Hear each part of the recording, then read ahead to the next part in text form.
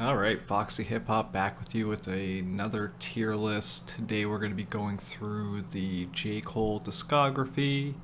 As usual, we'll be talking about some of the highlights and lowlights on each album, as well as how to stack them up from S rank to F or classics to complete garbage. And yeah, let's jump into it. Now, before we jump into the actual studio albums, I wanted to address the three mixtapes J. Cole dropped before his first debut album. You got the Come Up, the Warm Up, and Friday Night Lights.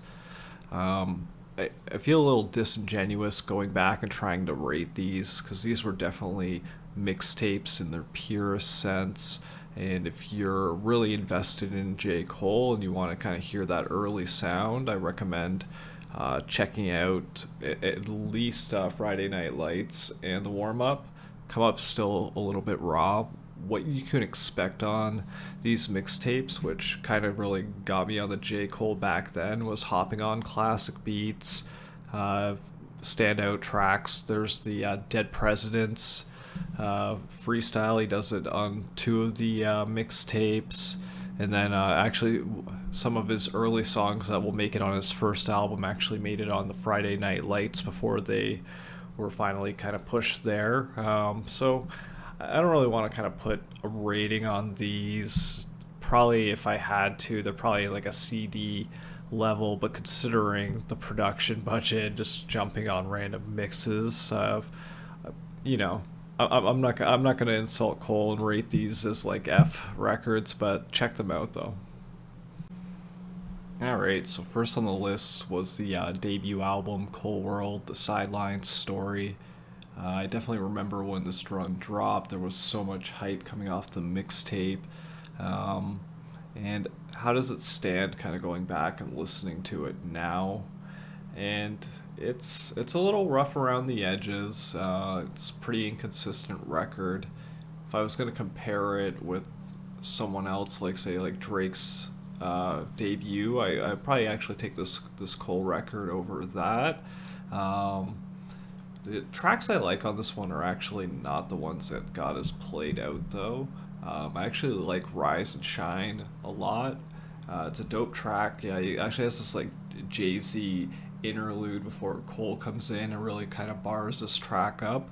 And I feel like that's something that was missing a lot on this first album is just Cole kind of demonstrating more more punchier just rhymes in general. Things just felt like they just had such a pop tone kind of placed on them. And I feel like he was just trying to kind of find his voice while kind of conforming from the pressures. Obviously, some of this is really hindsight and from Cole himself kind of speaking out about it. Because some of these tracks just haven't aged well. Like, can't get enough. I don't know. I used to like this one back in the day. It's pretty hard to get through now. Never Told. Even like the Nobody's Perfect with Missy Elliott just feels like a little corny. Uh, Favorites though, besides that, Rise and Shine, God's Gift. Still has a pretty sweet beat. And I kind of like the hook and transitions in it. Breakdown. The workout, this one actually got a music video and everything. I'll definitely take the Kanye version over this one. Not the great singles. Mr. Nice Watch is kind of dope too. I think Jay-Z really bodies him on this track. But overall, it's under an hour, and for a debut artist, it was okay. Rating it though, in all honesty, I would say this guy's a C though. Alright, Born Sinner. This album's crazy. I liked this shit back then, and this shit still works. It's still good. It's still one of my favorite J. Cole albums. Why do I like it? Right off the top, Illuminati. This shit starts so dark, and that's one thing I like about this album is a lot of that really poppy feel that the first record's plagued with got thrown away, and things are just intense on a lot of these songs, and this is the Cole record that I think most people should at least listen to once. But let's go through some of the cuts on it. The Land of the Snakes. This one's dope. It's over that classic Outkast beat, and unlike the first album where he did like his take on like Kanye's Workout, and it was kind of I actually like this version. I'm not gonna say it's better than the Outkast, but it's sick. And then Power Trip, he actually put together a single that's kind of stands the time a lot for me. The hook's still good, the lyrics are solid on this one, it's not super lame. And then right after this, the album just goes dark for a little bit. And you go into these cuts like Trouble and then Runaway and She Knows, and like Cole's just like spitting like real truths, talking about his escapades, and not always through like a flattering lens either. And the production and the way these songs actually like transition into each other, this is like one of the highlights of the whole album, and one of the better runs. A lot of times it's easy to look at these tracks as they kind of stand one by one, but there's also something to be gained from kind of standing back and kind of listening to the selection sequence that the artist put together. And this one really just kind of paints a story. Afterwards, you do get into like Forbidden Fruit with this Kendrick Lamar feature. I think this one's a little overhyped. It's all right, but it's not amazing. Chaining Day, The only one that I like actually skip typically when I'm listening to this album's Crooked Smile. This one feels a little played out. Let Nas Down. This is the classic track where he obviously talks about Nas addressing him in some clip about it, and then he's making all the comparisons. Nas actually ended up responding to him on a pretty sweet single he dropped in response as well. The funny line though was talking about that Nas song "You Owe Me." Terrible. Cover that one in my Nas tier list. So Let Nas Down was like the actual ending of the original version of the record, and then, Born Sinner, and then they added some additional cuts.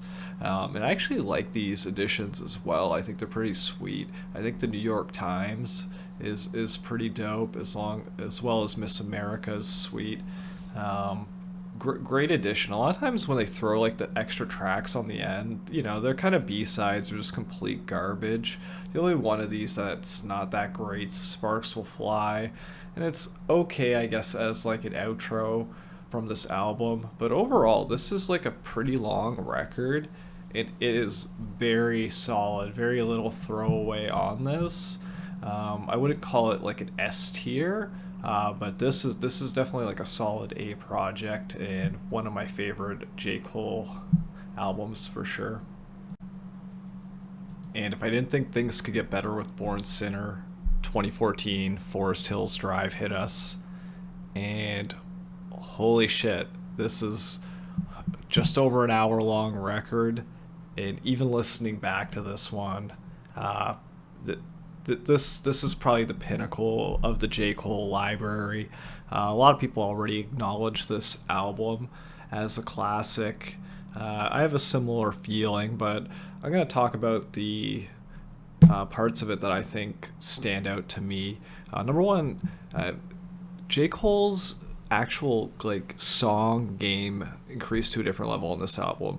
He had like bars, and then sometimes he'd have like decent hooks, but a lot of times where the tracks kind of feel a little meh is they were never like the full picture across like the whole project. And that's what I feel like this project really brought home, is like every track is really solid, the production's there, the lyrics are there, the hooks, the transition, everything's so solid, as well as like the content's interesting too. So yeah, just right off the top, the polish. I really like the story-based tracks. Like my favorite on this album's '03 Adolescence, and the comparisons and the kind of multiple personalities in the song as J. Cole's recanting the story of someone else that he grew up with and kind of comparing the struggles between individuals.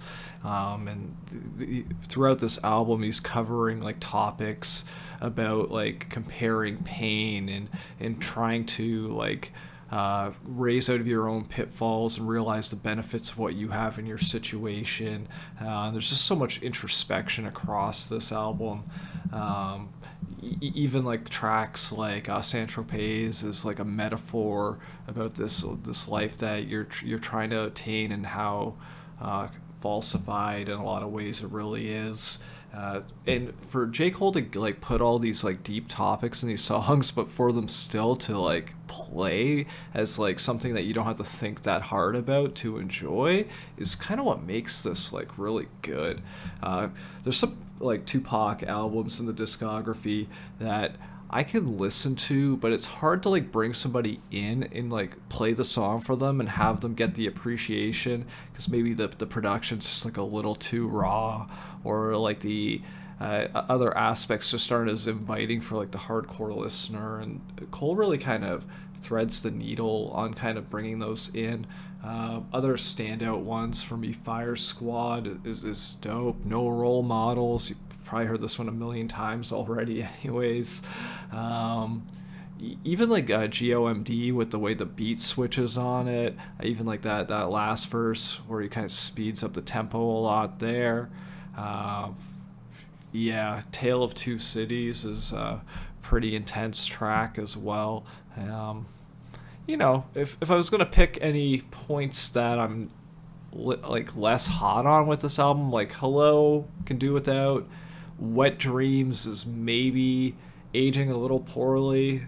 This shit's kind of lame. But even still, like it's not even close to being average. It's still like above average for most singles out there. Those are like nitpicks on the album, but really this one's like front to back a great listen. I actually like the live version on Spotify as well. I find it adds like a different feel to it. Check out both if you haven't. You got to listen to this thing front to back. Ranking, I will actually put this one in an S category. It's one of those records. I don't give a lot of records S's typically, unless they're kind of pivotal at some point in time, and I think this one is part of that. I know old heads probably disagree with that take, but yeah, that's how I feel about this one. How do you follow up Forest Hill Drive? Kind of an open question, but obviously For Your Eyes Only is the next record Cole dropped, and this is a very different record. This one's probably a little more polarizing in the overall discography. Without giving like complete spoilers, if you haven't listened to this one, this is definitely like a very personal and introspective record, and a lot of the tracks are tying together like a Cole kind of going through like a death of a close friend and a lot of the kind of knock-on effects that happened afterwards. And this thing covers like topics everywhere from like fatherhood, incarceration, racism, relationship challenges. It's very narrative driven.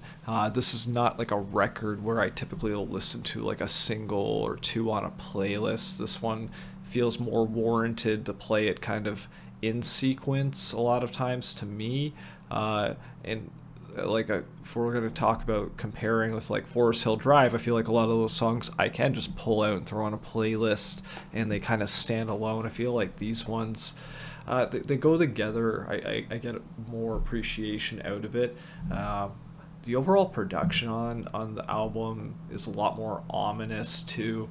I actually do like the opener with the For Whom the Bells Toll, and then it flips into Immortal, which is like this super aggressive cut that's kind of reminiscent of something that you would see on like Born Sinner. And the momentum carries really strongly for a few tracks as you kind of go in the Deja Vu and Veal Mentality, which are also probably top two tracks on the album. Immortal's got to be up there too. And then you hit this complete dud of She's Mine Part 1. and this thing just really kind of derails the feel of the album. And I know what Cole was trying to like get with this track, but I don't know. It just does. It just really breaks the momentum up. And things then kind of pick back up with Change and Neighbors, and then the album really kind of falls off again. You get this Folding Clothes song, and feels really preachy and kind of pandering, and Cole is just really. I feel like he's just phoning it in on this track. There's not too much substance besides, just trying to be the right man for her. And She's Mine Part 2 just doesn't pick up. Like this is a case where maybe these should have been resequenced a bit differently. And then you kind of hit the end of the album with For Your Eyes Only, which is just like this monstrous cut. It's a big story track. It's recanting a lot of things. It's really dope listen to go through it. Definitely not like playlist material due to just the length of it. But I actually enjoy this one. Even seeing this track live was pretty sick. There's a lot of emotion, and the story and the lyrics really powerful on it. It's a great kind of recovery on an album, which I feel like the back half kind of falls off a lot. And if you simply just got rid of these She's Mine tracks off it, I think the overall quality of this record comes up a little bit. But I think it holds this one back from being like truly great. So this one, to me, it's a B. Now we have KOD, which is a acronym for Kids on Drugs, and this is another kind of introspective type record J. Cole tried to put out. This one and the For Your Eyes Only records, I feel, are very similar in the structure and the way the albums were kind of put together, for better or worse.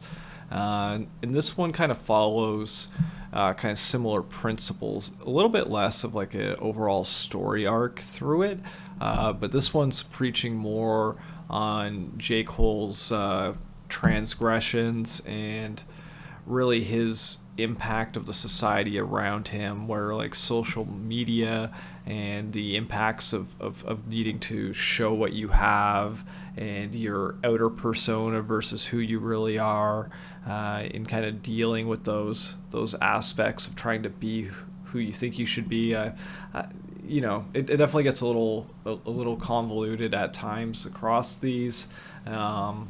It actually opens with a pretty good track with KOD, and J. Cole really kind of bars on this one as he's kind of flexing, and then things kind of get a little weird.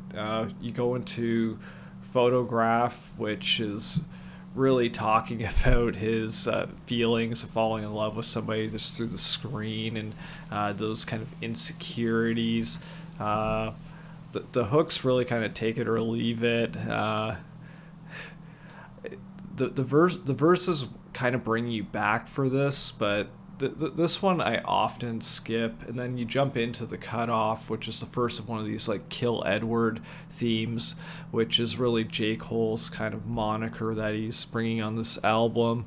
The first one goes off better than the second, in my opinion. Friends, I think, is one of the weaker tracks on the album. But you have to like the vibe of the character and the way the hook is, or you're just gonna hate this record overall. And then we get into some other, really just hit or miss tracks. So what are the top points on this one? Strangely, my favorite track is this interlude, Once an Addict, and J. Cole really spits one of his best verses probably ever, to be honest. The topic material's really deep. The pain and everything that he's trying to convey just comes across so raw. The rhyme scheme's sweet. I can't go wrong with that. I enjoy KOD, and I actually like Window Pane. I like the ending sequence of this album of going into Window Pane into 1985. It's kind of like a preaching to the youngins type track where he's trying to tell new rappers to save your cash and shit, even though he made similar issues himself and kind of understands the hypocritical stance there.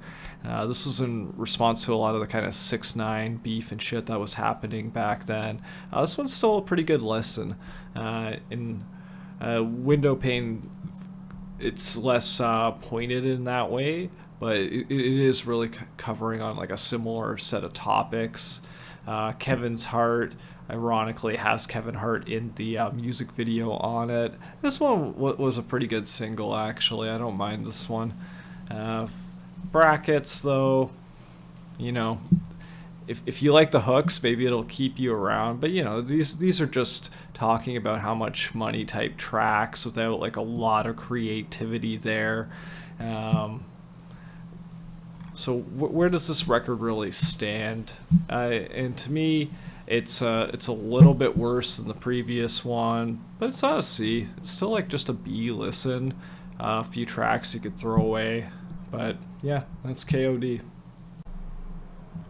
All right, and finally we have the Off Season that was dropped last year, and how did this album change from the previous two efforts?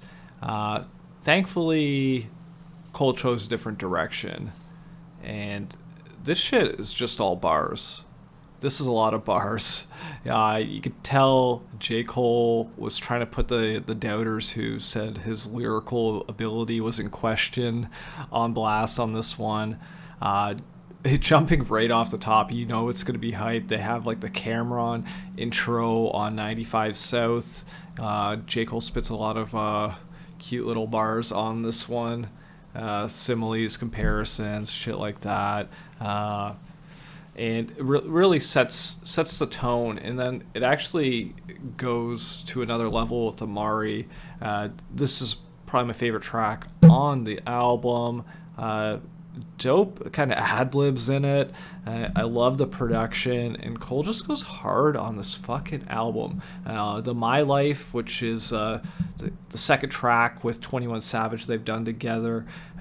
These guys have magic when they put music together in the studio. If you haven't seen My Life, you should, or sorry, if you've seen My Life, you should also check out A Lot, which was their first collab. I don't know, man. Something about fucking 21 Savage, J. Cole's voice on the same track. These guys just fucking make it. The fucking production's wild, too. Applying Pressure. This is one of the lower points on the album for me. I just feel like it just feels a bit unfinished on the production side on this, even though the bars themselves are pretty dope. It just feels a little sloppy.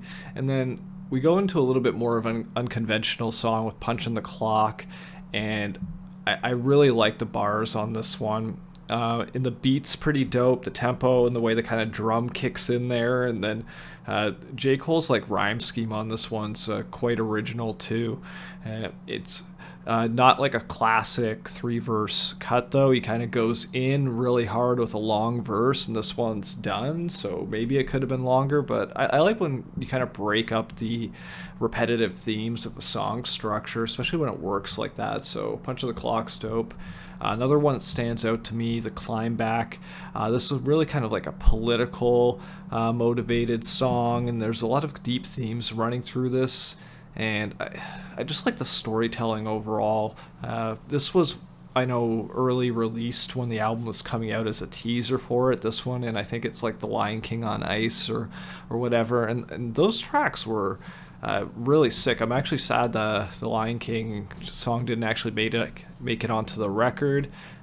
Spiritually, I think it should be a bonus track because it's in the same light as The Climb Back, but whatever. Pretty dope. But everything on here is pretty solid. To even pick a bottom 3 is hard. For me, it's probably like Let Go My Hand and Hunger on Hillside. But still, these songs still hold up to a high level. This record's pretty new still, so I have a hard time like saying it's a classic. But I feel with just the lyrical performance across these 12 songs, to me this one is right up there with Born Sinner, and I put this as an A record today, and hopefully revisit it another year or two and kind of see where it stands. And that's a wrap. That's my J. Cole tier list. What do you think? Do you love any of these J. Cole records? Do you think I rated them too low? Let me know how you rank these and who I should do next. Peace.